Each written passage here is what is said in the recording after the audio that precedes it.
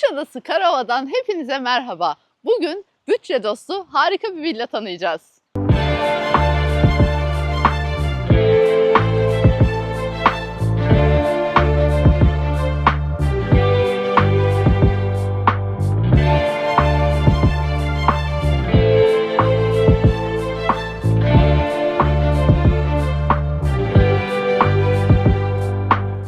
Bugün size tanıtacağım villa 360 metrekare arsa payına sahip, toplamda 160 metrekare kullanım alanı olan 4+1 dubleks bir villa. Şu anda giriş kapısındayız.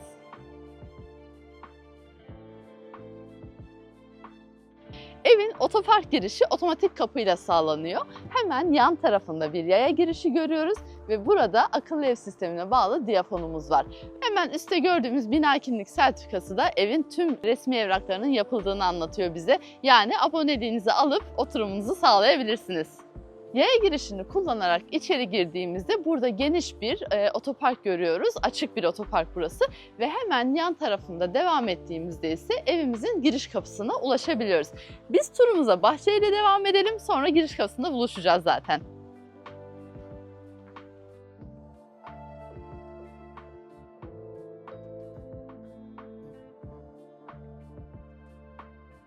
Otoparktan bahçeye doğru ilerlediğimizde burada 200 metrekare büyüklüğünde geniş bir bahçe görüyoruz. Burası site içinde tam müstakil bir villa. Sitenin tüm olanaklarını kullanabiliyor. Sitede yer alan geniş havuzu da kullanabiliyor. Ama kendisine ait burada 35 metrekare büyüklüğünde özel havuzu var. Bahçenizin bakımı da sitede çalışan görevli bahçıvan tarafından düzenli bir şekilde yerine getiriliyor. Özel havuza doğru ilerleyelim.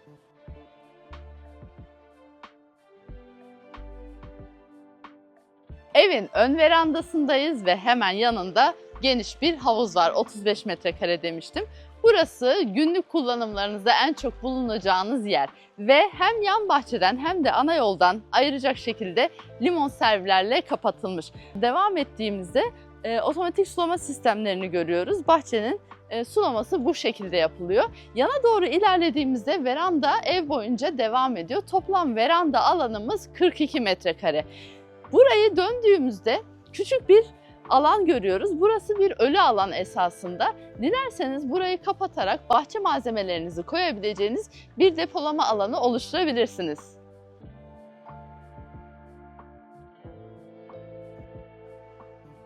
Her iki verandadan da eve giriş yapmak mümkün. Fakat biz girişimizi ana kapıdan yapalım.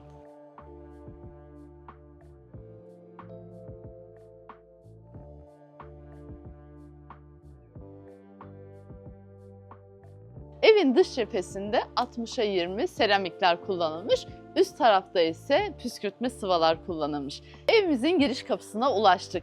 Villamız 4 odalı, 4 tane banyo tuvaleti olan 160 metrekare kullanım alanına sahip dubleks bir villa.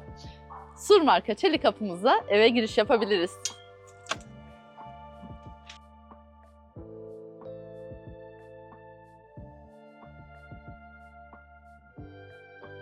Evin girişinde hemen bir akıllı ev sistemi görüyoruz ve buradan eve giriş sağlayabiliriz. Karşımızda ise cam kapaklı bir vestiyer görüyoruz.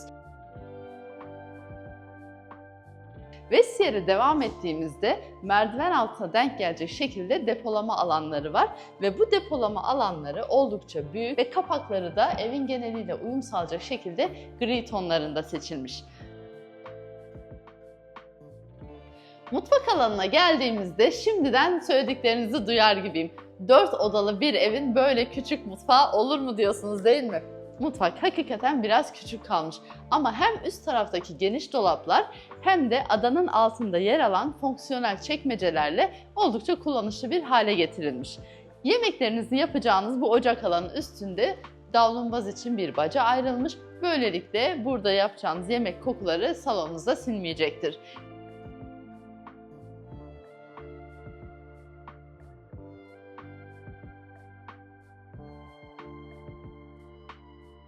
Mutfaktan verandaya çıkmak için büyük kapılar görüyoruz burada. Havuz başında yiyeceğiniz yemeklerin servisini burada kolaylıkla yapabilirsiniz.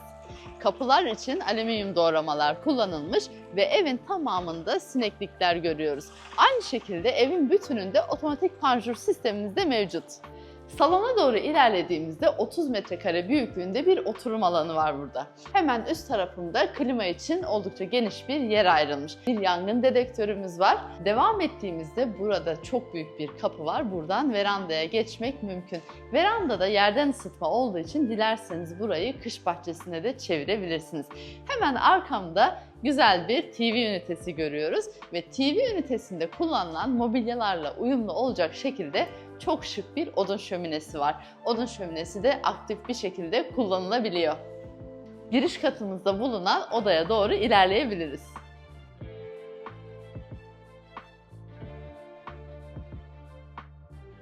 Bu kattaki odamız yaklaşık 9 metrekare büyüklüğünde aktif olarak kullanacağınız bir oda. Pencereden baktığımızda yan bahçeyi ve havuzu görüyoruz. Odadan çıktığımızda ise bu katın ortak banyo ve tuvaletini görüyoruz. Bu katta bir banyonun olması oldukça kullanışlı olmuş. Bir yaşlılık halinde veya bir sakatlanma durumunda bu banyo oldukça kullanışlı olacaktır.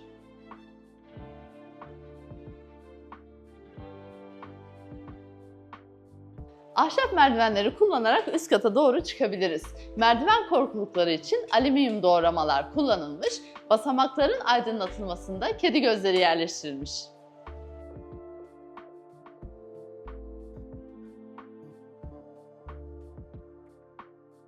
Bu katta 3 tane yatak odamız ve her odanın kendisine ait ebeveyn banyosu var. Ana yatak odasıyla başlayacak olursak burası 30 metrekare büyüklüğünde oldukça geniş bir yatak odası. Hemen girişte gardırop için büyük bir yer ayrılmış. Karşımda gördüğünüz bu kısım ise geniş bir yatak alanı olarak ayrılmış. Üst tarafta klima alanı var ve yine tavana baktığımızda gizli led ışıklandırmalar görüyoruz. Yan taraftaki kapıyı kullanarak bahçeye açılan ve havuzu görebileceğimiz küçük bir havalandırma alanı bırakılmış. Küçük bir balkon ama pencere yerine bu tarz bir şeyin yapılması da kullanışlı olmuş.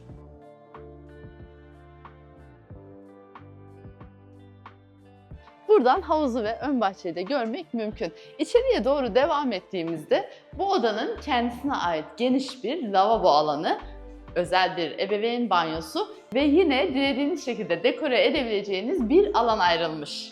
Burada dilerseniz ilave bir lavabo yapmanız da mümkün veya bu şekilde de bırakabilirsiniz. Banyoya doğru ilerlediğimizde yerdeki siyah seramiklerin karşımızdaki duvar boyunca devam ettiğini görüyoruz.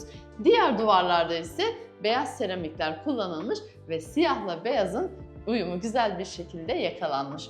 Banyonun havalandırması için büyük bir pencere yapılmış burada. Duşakabinde ise fonksiyonel duş başlıklarını görüyoruz. Ana yatak odamızı tamamladığımıza göre hemen yan taraftaki odaya geçebiliriz. Bitişiğinde bulunan bu odanın büyüklüğü yaklaşık 10 metrekare ve bu cephede havuzu gören minik bir balkonu var. Bu odanın da kendisine ait özel ebeveyn banyosu var. Burada şık bir Hilton lavabo görüyoruz. Üzerindeki seramik siyah renkte seçilmiş ve siyahın zerafeti çok güzel bir şekilde yansıtılmış. Duvarlarda beyaz seramikleri görüyoruz. Oldukça ferah görünüme sahip bir banyo burası. Bu katta bulunan son yatak odamıza doğru ilerleyebiliriz. Koridor boyunca devam ettiğimizde burada aynalı kapaklardan oluşan bir dolap görüyoruz. Alt tarafta çamaşır makinesi ve üst tarafta kurutma makinesi için yer ayrılmış ve yine üst tarafında bir raf görüyoruz. Yan tarafta ise 6 tane raftan oluşan bir dolap var.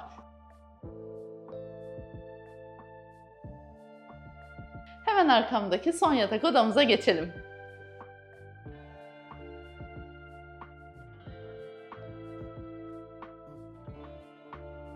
...15 metrekare büyüklüğünde bu oda oldukça geniş kullanım alanlarına sahip. Büyük bir gardırobu buraya yerleştirebiliriz. Karşımızdaki duvara ise çift kişilik yatağı rahatlıkla sığdırabiliriz. Bu odanın da kendisine ait özel bir ebeveyn banyosu var. Az önce gördüğümüz banyonun bir benzerine burada da rastlamak mümkün. Bu odanın kendisine ait büyük bir balkonu var. Balkondan çıktığımızda genel olarak siteyi görmek mümkün ve kısmen de olsa yan taraftan Kuşadası ve deniz manzarasını görebiliyoruz.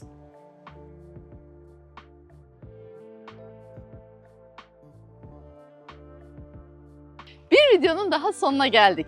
Videolarımızı beğeniyorsanız ve devamının gelmesini istiyorsanız kanalımıza abone olmayı sakın unutmayın. Bir sonraki videoda görüşmek üzere. Hoşça kalın.